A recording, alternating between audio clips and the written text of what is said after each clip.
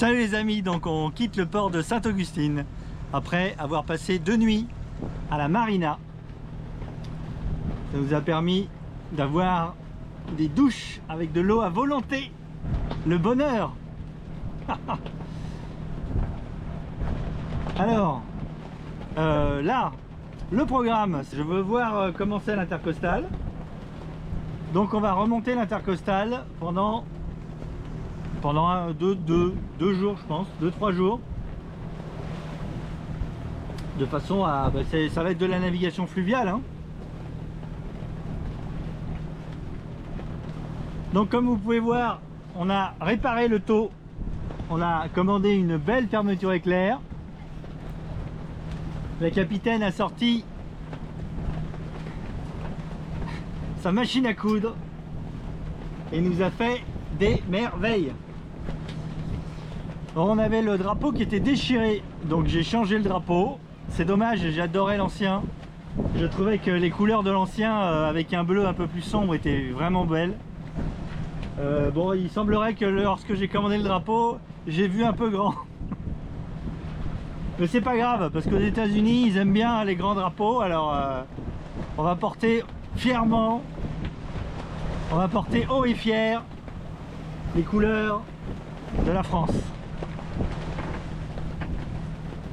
Voilà. Il y a un bon de ça, mais ça doit aller là. C'est combien là? Donc là on voit le catamaran échoué. Mon magnifique drapeau. Ah ça il est grand, hein. Non, alors mon ancien drapeau je l'adorais, on avait fait cadeau, mais en fait la partie rouge s'est déchirée parce qu'en fait il claquait beaucoup. Et alors celui-là normalement il claque moins. Au niveau avec le vent il claque moins, sauf qu'il est tellement grand qu'il claque autant que l'ancien en fait. En fait la bonne taille c'était la taille de l'ancien. Bon, celui-là je sais pas combien de temps il va tenir. Peut-être le temps que je fasse de la couture sur l'autre, je sais pas si c'est possible de le réparer. Il me faut un bout de rouge. J'ai pas un vieux t-shirt rouge là pour compléter le drapeau. Allez. Donc on va s'aventurer dans l'intercostal. Donc la pleine mer par là, l'intercostal par là. Allez, c'est parti dans l'intercostal. Donc le pont qu'on voit là-bas, c'est un pont qui ne s'ouvre pas. Il fait 65 pieds, donc ce qui fait presque 20 mètres. Je dois avoir 16 avec 16 mètres de tirant d'air.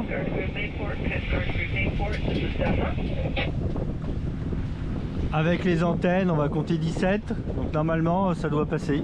65 pieds, c'est combien? C'est 50. Ah ouais.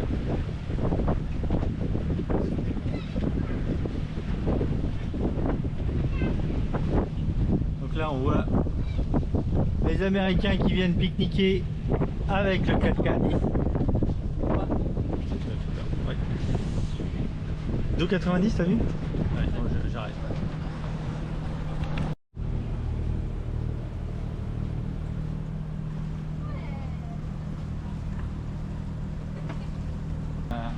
Je sais pas ce qu'il y a devant là, c'est des dauphins ou tortues, je sais pas ce que c'est.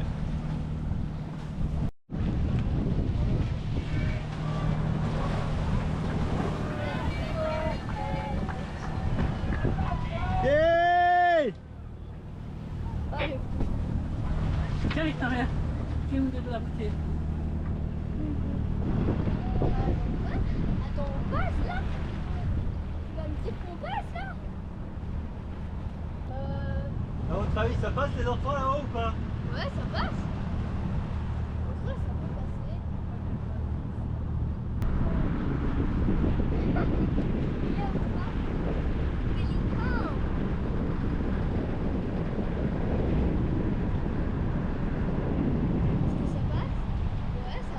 Vous êtes sûr que ça passe?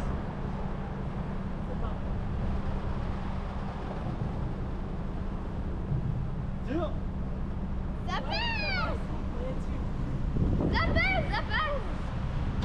Bon, bah 65 pieds, ça passe. Large. Ça passe.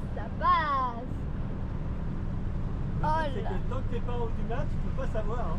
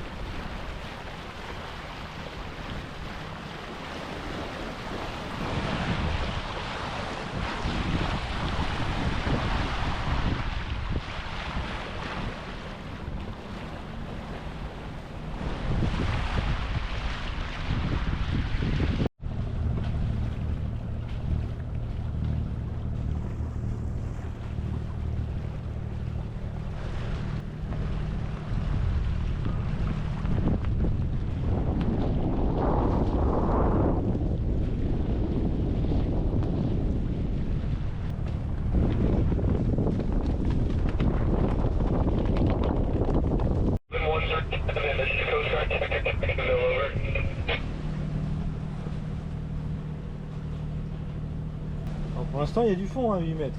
On va voir que c'est pour ça qu'on a pris cette section-là.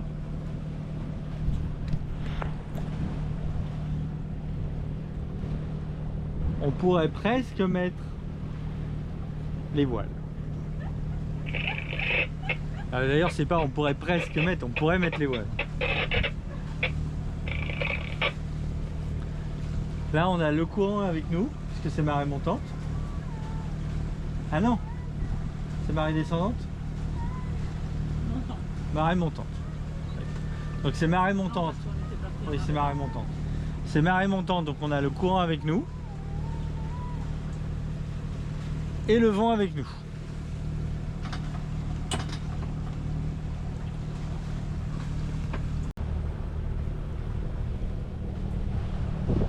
C'est grand quand même, hein?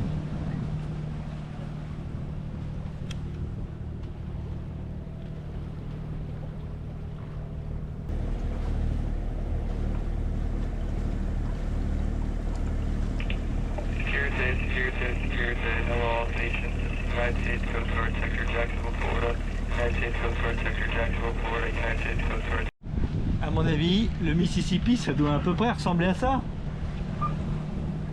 Tom Sawyer, c'est l'Amérique, le symbole de la liberté.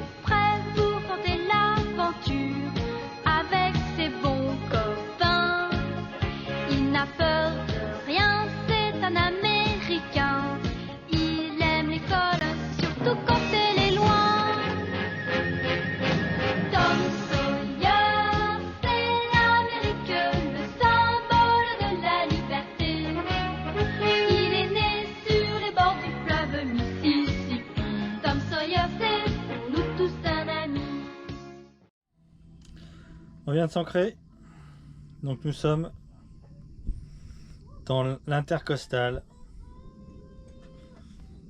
Sainte-Augustine, c'est là où on était. On est parti de la marina qui était juste derrière le pont, ici.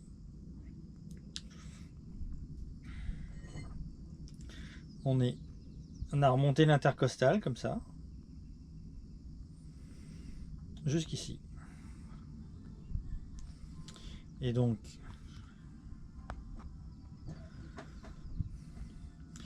demain on partira pour continuer à monter.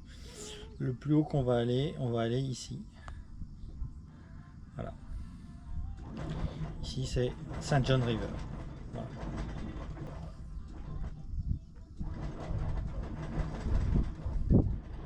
Floride, la Géorgie. Donc on est ancré dans 3,50 m d'eau. On est 1 heure après la marée basse.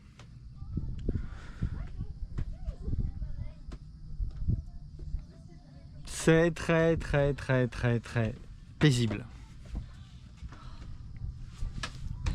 C'est super paisible. Bon alors c'est de la navigation fluviale, hein. On a révisé un peu les règles de navigation parce que il y a des règles de navigation spécifiques à l'intercostal. En tout cas, on s'est rafraîchi les idées parce que en cas de doute, je laisse la priorité. Mais bon, c'est les règles de navigation qu'on a révisées. C'était dans le guide Waterway. C'est le guide de la Floride, quoi. C'est un guide sur la navigation en Floride.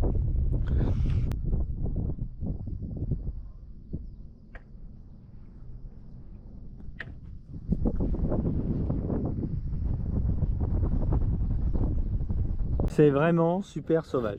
Donc là, depuis qu'on est arrivé en Floride, on va dire que c'est rare une journée sans orage. Tous les jours, il y a un orage. Alors, on se prend pas forcément un orage, mais on le voit passer pas très loin. Donc tous les jours, on serre les fesses parce qu'on voit un orage passer. Ça, c'est quelque chose que j'avais pas du tout anticipé. Je savais pas du tout que en Floride il y avait. Alors, je savais qu'il y avait des tornades, il y avait des ouragans, mais je ne savais pas. Qu'ils avaient. Je me doutais qu'ils avaient une période de l'année avec plus d'orages que les autres, mais quand même, tous les jours il y a un orage. Et je vous apprends rien quand vous faites de la voile et que vous avez un mât. Quand vous faites du bateau et que vous avez un piquet au milieu du bateau en métal de 16 mètres de haut, vous n'êtes pas super à l'aise quand il y a un orage avec des éclairs. Donc là, vous avez vu, on est dans 3,50 m d'eau, on a mis 25 mètres de chaîne. Ça tient très bien. Alors, mon ancre tient bien déjà, mais je dois reconnaître que c'est des fonds de vase, c'est un mélange de vase et de sable. Une fois qu'on est accroché, ça tient très bien. Je suis à peu près tranquille, je risque pas de déraper. Je suis encore dans un endroit où l'intercostal est large et surtout il y a du fond. Parce que un peu plus haut, un peu plus vers le nord, là, je vais aborder des endroits où l'intercostal, ça va être chaud de trouver des endroits pour s'ancrer sans être dans l'intercostal. Alors il faut savoir que il est interdit de naviguer la nuit dans l'intercostal. Donc même si vous vous ancrez limite dans le chenal, bon, normalement la nuit, il n'y a pas de bateau qui passe. Enfin, je le ferai pas, hein, j'irai pas m'ancrer dans l'intercostal, mais je pense qu'on peut se mettre vraiment très proche du chenal. Je vois qu'il y a un beau ketch qui est en train de passer là.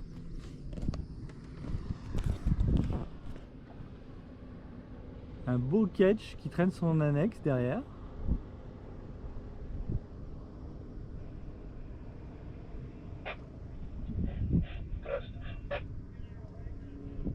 Je suis toujours sur le montage des vidéos aux Bahamas. Donc là, il faut que je finisse les Bahamas au moins. Pour qu'il y ait assez de vidéos pour la traversée. Donc là, dans 5 jours, quelque chose comme ça, on va partir sur l'Atlantique vers, je pense qu'on va faire une étape aux Bermudes quand même, parce que ça coupe bien, et puis ça permet de reprendre la météo, de pouvoir se poser, et puis d'attendre de nouveau une bonne météo pour partir. Je sais pas encore, j'hésite, je voulais vraiment, je partage ça avec vous, je voulais profiter du Gulf Stream pour traverser l'Atlantique. Mais le Gulf Stream, il ne passe pas par les Bermudes.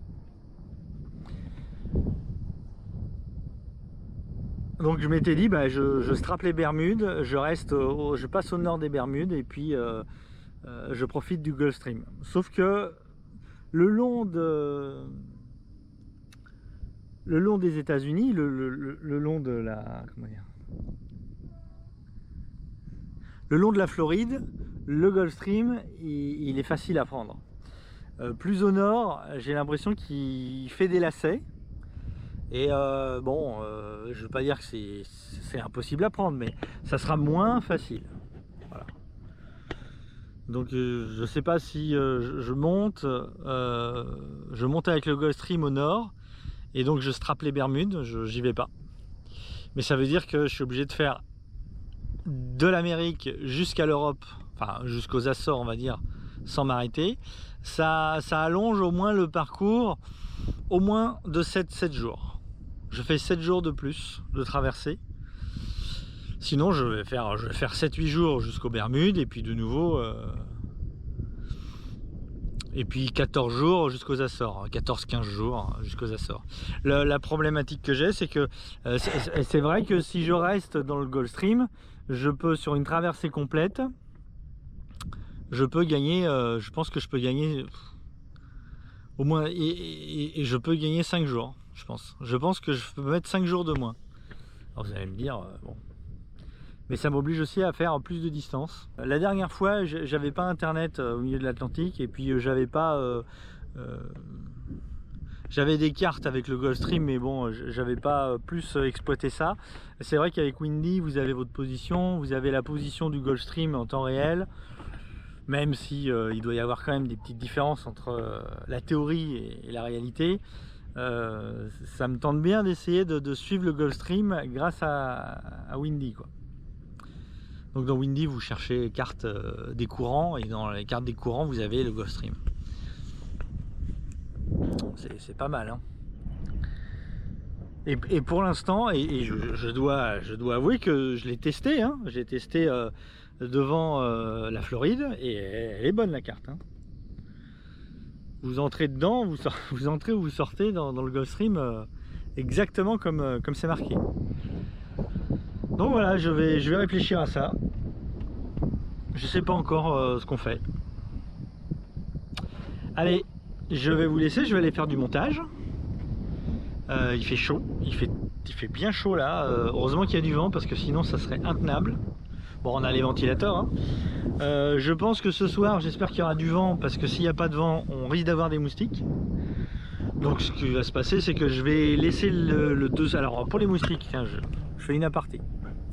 Comment gère-t-on les moustiques? Alors les moustiques, c'est pas compliqué. Je laisse le 220. Donc si je laisse le 220, donc il y a des prises 220 dans toutes les chambres. Si je laisse brancher le 220 la nuit, et ben on met des prises anti-moustiques comme on met à la maison, quoi. Voilà.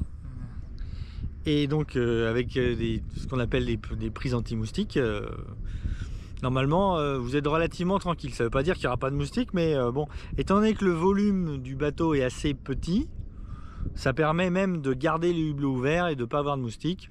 Après, on n'est pas à l'abri qu'il y ait un moustique qui arrive à passer, mais bon.